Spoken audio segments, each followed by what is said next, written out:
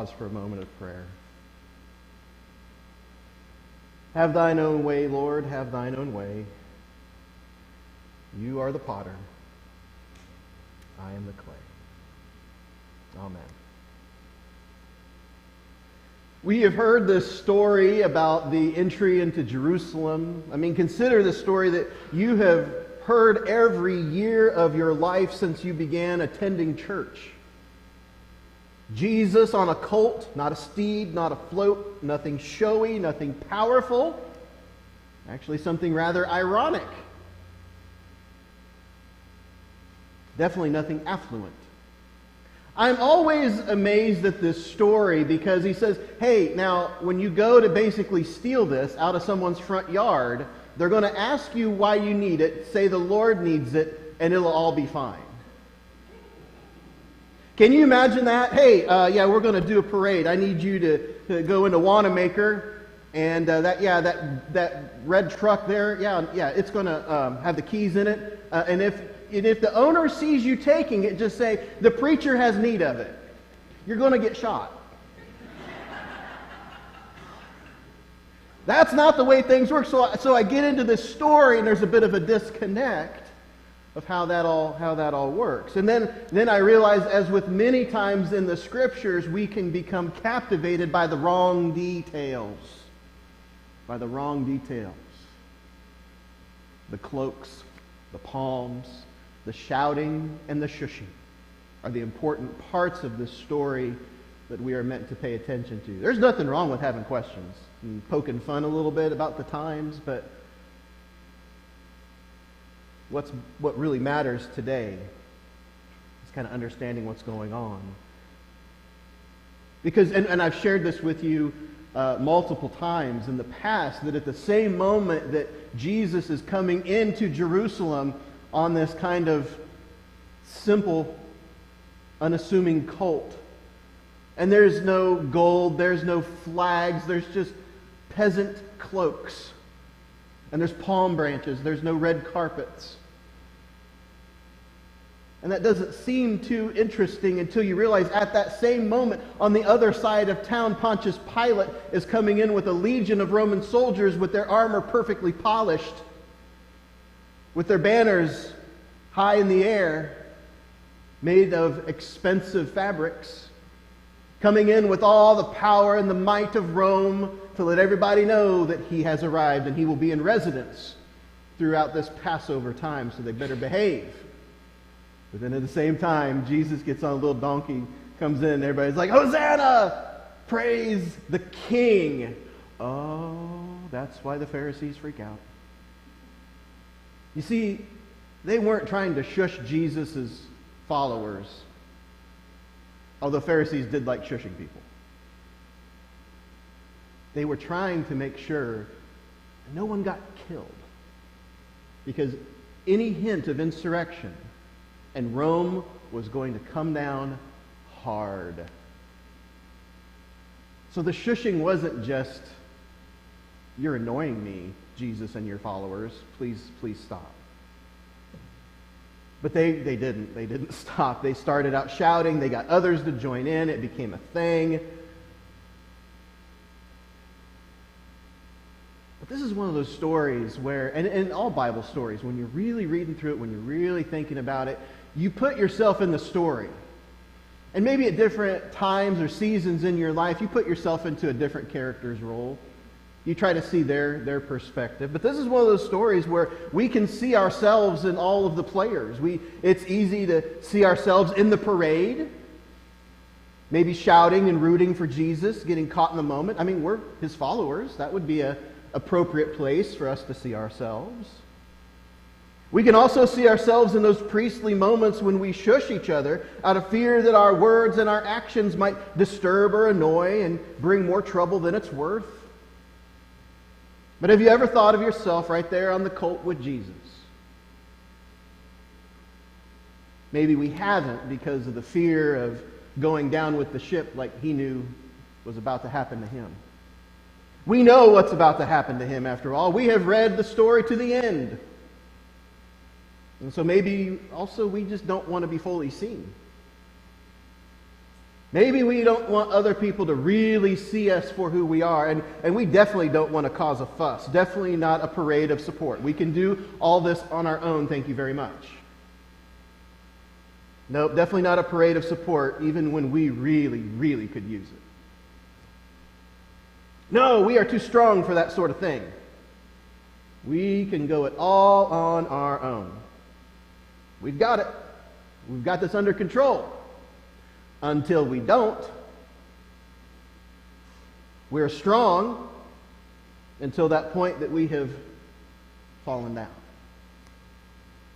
We wrestle with it all and what it means to be connected with others and to be in community. The big word is interdependence, and it is so important. And it does not mean that we lose who we are, our distinctiveness. That is not lost in Christian community, but it is celebrated and utilized as gifts and graces. But we are then able to define ourselves primarily in network and connection with others to continually remind us we are not on our own. And that's what's being shouted out. That's what's being shouted out. That's what terrifies the Pharisees. The beloved community, the ideal of people looking out for and loving each other.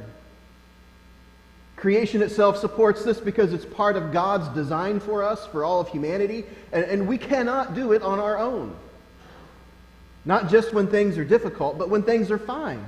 When things are good, we miss out on the level of joy that we could experience if there were others around to share in it with us. To mourn when others mourn, and to shout for joy when there is celebration. That is the beloved community, even though we're at different times and different places than others. It's good to find friends. In Berlin for the 1936 Olympic Games, Jesse Owens seemed sure to win the long jump. The year before, he jumped 26 feet, 8 1/4 inches. It was a record that would stand for 25 years. As he walked to the long jump pit, however, Owens saw a tall, blue-eyed, blonde German taking practice jumps in the 26-foot range. Owens felt nervous. He was acutely aware of the Nazis' desire to prove Aryan superiority, especially over a black man. At this point, the tall German introduced himself as Lutz Long. "You should be able to qualify with your eyes closed," he said to Owens, referring to his own 2 jumps. For the next few moments, the black son of a sharecropper and the white model of Nazi manhood chatted. Then Long made a suggestion. Since the qualifying distance was only 23 feet 5 1/2 inches, why not make a mark several inches before the takeoff board and jump from there just to play it safe? Owens did and qualified easily, and in the finals, Owens set an Olympic record, and he earned the second of 4 gold medals. The first person to congratulate him was Lutz Long, in full view of Adolf Hitler. Owens never again saw Long, who was killed in World War II. He said, "You could melt down all the medals and cups that I have," Owens later wrote, "and they wouldn't be a plating on the 24-karat friendship I felt for Lutz Long." Friends are sent to us in those moments we didn't realize we needed them most. Owens was not expecting friendship, knowing what was awaiting him in Berlin. That was not part of his travel itinerary. Make friends. Probably just stay alive was at the top of his list. It wasn't a secret how Hitler thought and what values he was instilling into Nazi Germany. And in the moment of pure competition and respect, Long stood next to Owens and allowed himself to be vulnerable, and he befriended him. Some friendships are forever, even if the concern or the connection can't be celebrated very often. Even if time runs out, the connection and the kindness of love will remain forever. It inspires us for our relationships, present and future, to live up to the best friends that we've had our whole life long. We know that we need to have these connections. We know that something powerful happens when we have others. C.S. Lewis said, "Friendship is born at that moment when one person says to another, 'What? You too? I thought I was the only one.' I thought I was the only one." You see, in our attempt to keep to ourselves, we rob ourselves of a life connected and supported. It limits our joy and it reduces the opportunities for us to grow as human beings when we try too hard to do it all by ourselves. You are not alone. I know it's tough sometimes because you need time to yourself. You've got a lot of work to do. But this is not a universal, one-size-fits-all kind of Jesus teaching. This is a clear truth that we all need and are wired for and designed for community. But we're all wired differently. And some of us need those chaotic moments that come from larger groups of people being loud and having fun. For others of us, that sounds horrible. I am one of those people. Large groups and loud noises overstimulate me, and afterwards I am exhausted and I didn't do anything. I was just there.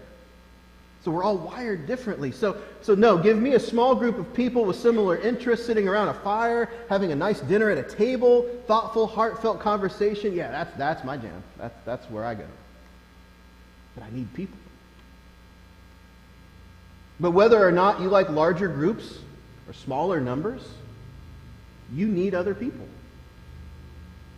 You need someone or a group of someone's looking out for you during the times that you are not looking out for yourself. Going back to the Bible story for today, we know that Jesus is about to feel completely abandoned.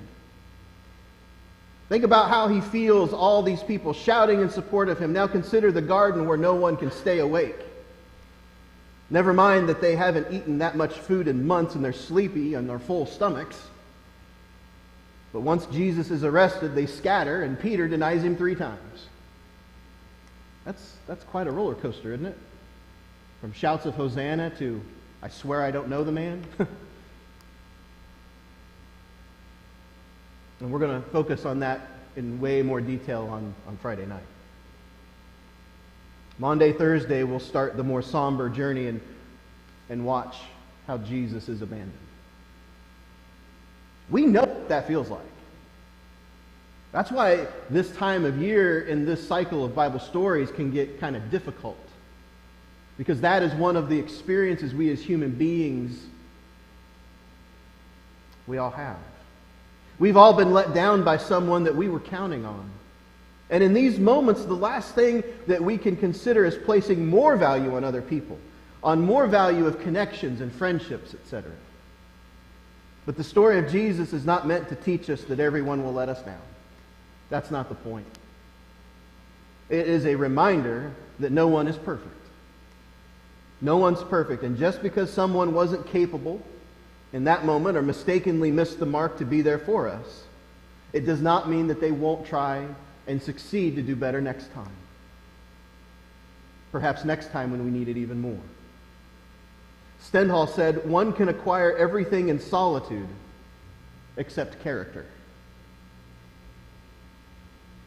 You can just about do every life experience that you need except build your character if you're by yourself.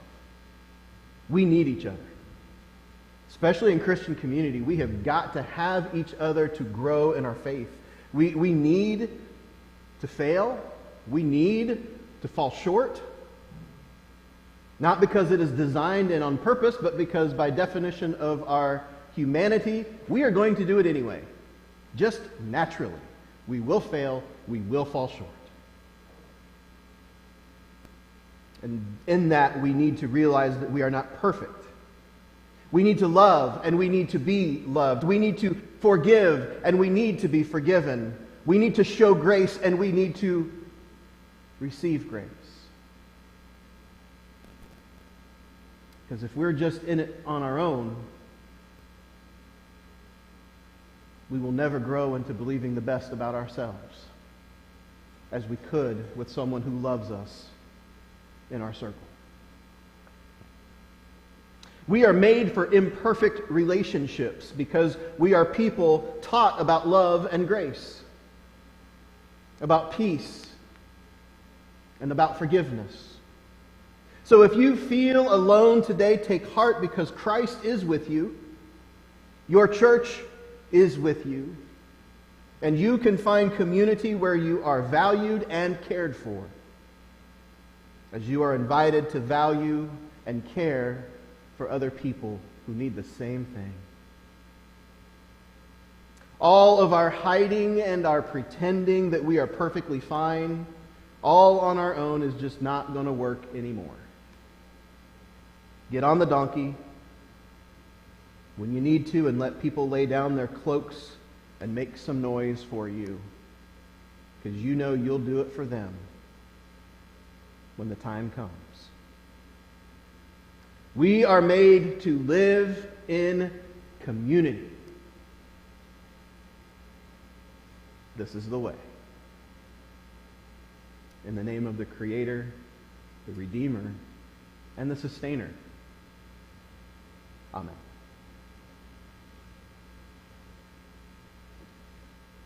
As we consider community today, we've got